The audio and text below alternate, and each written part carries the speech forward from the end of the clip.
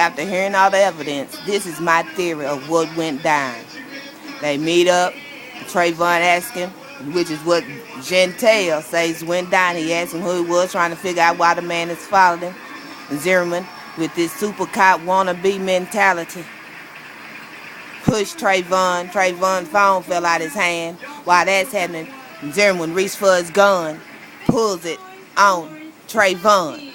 Trayvon scared out his mind. Now he's got to fight for his life. It's self-defense now. He ain't going out like this. So he reached back and he hit Zimmerman. Zimmerman falls back with the gun in his hand already, which is why it ain't no way possible he could have got that gun with Trayvon being on top of him, as he had so claimed. They fighting over the gun. While they fighting, Trayvon screaming, help me, someone help me. And instead of they rolling, he trying to get the gun and he's screaming and help me.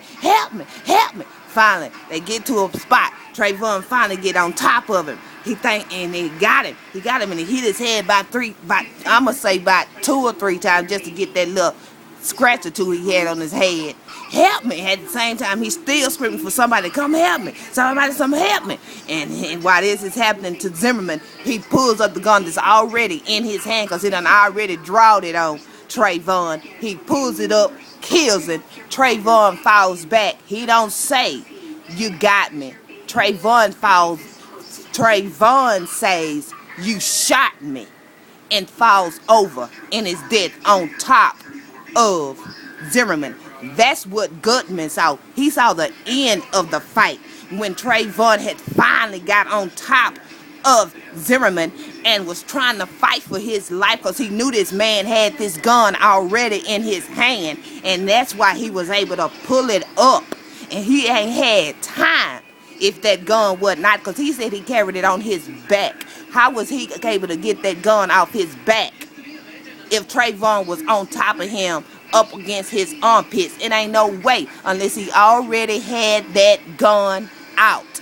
That's the only way. He pulls it up and shoots Trayvon and killed him. And Trayvon said, you got me. Trayvon was fighting for his life.